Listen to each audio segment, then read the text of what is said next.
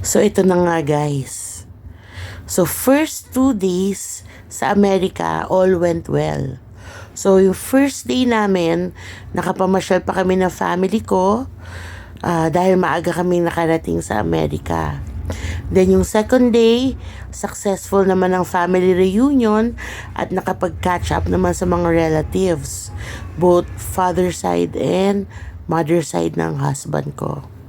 At ito na, yung third day, September 8, 2024. Hindi ko makakalimutan tong date na to. Ay, anniversary pa naman ng aking brother-in-law at saka birthday pa naman ng best friend ko, 'di ba? Hindi talaga makakalimutan. So, nakapamasyal pa kami nung morning. Nakapag-ikot-ikot pa kami sa Beverly Hills, sa Rodeo Drive, sa Hollywood, yung may Walk of Fame, mga ganon. Yon. So, after namin mamasyal, nag-decide kami na kumain muna ng lunch.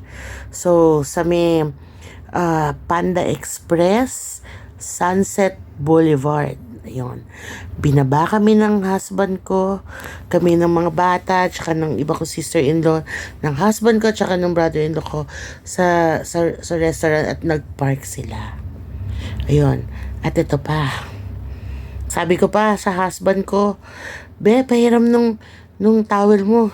Alam mo yung para siyang jeepney driver, hindi ram ko pa yung towel niyang yun. Sabi ko, ipang ko-cover ko dun sa tote bag ko. Para in case na may sumilip na homeless or whatever, hindi makitang may bag. Ayun. So, hindi ko alam. At bakit ko iniwan yung passport ko that time? Lagi ko naman bit-bit ang aking passport. Ayun. Yun lang yung laman nung tote bag ko kasi may sling bag ako na kasama na inilalagay ko doon sa loob ng tote bag. So, yun lang ang laman nun. So, yun. Pagbalik namin, siguro less than an hour lang.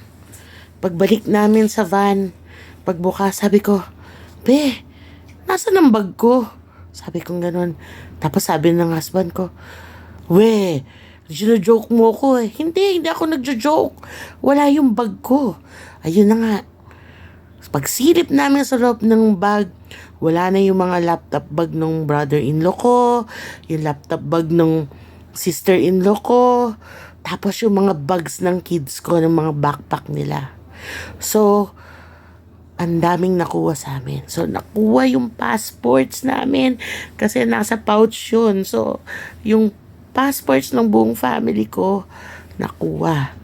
So, ibig sabihin nun, walang bakasyon. Hindi kami makakapag-cruise. Hindi kami makakapag-fly ng Canada. Dahil nga, nandun yung mga visas, di ba? Tapos yun, yung sa brother-in-law ko, yung Lenovo laptop niya, na work laptop pa naman niya. Tapos yung sa sister-in-law ko, MacBook Pro yung laptop niya. Tapos yung sa dalawang kids ko, yung kanilang iPad. Medyo bago pa naman yun, mga 2 years pa lang. Tsaka nakuha yung mga pocket money nila na binigay pa naman ng mommy ko para sa kanila. So, pati ba naman nga yung bag nung isa kong anak na wala namang laman, kinuha din. So, siguro lahat na lang ng bag na nakita nila, kinuha. At alam niyo ba, ang galing. Ang galing ng magnanakaw.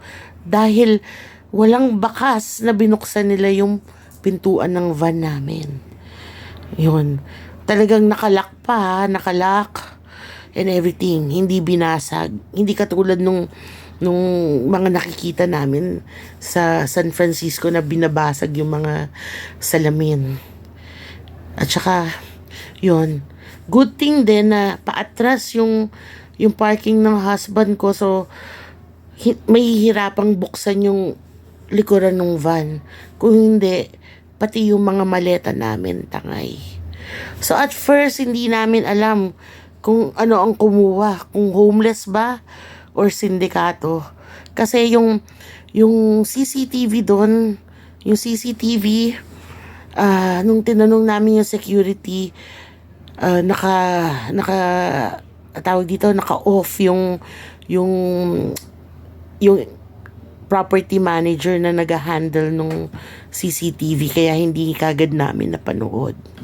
Tapos ang masaklap pa, yung mga tao napaka-indifferent.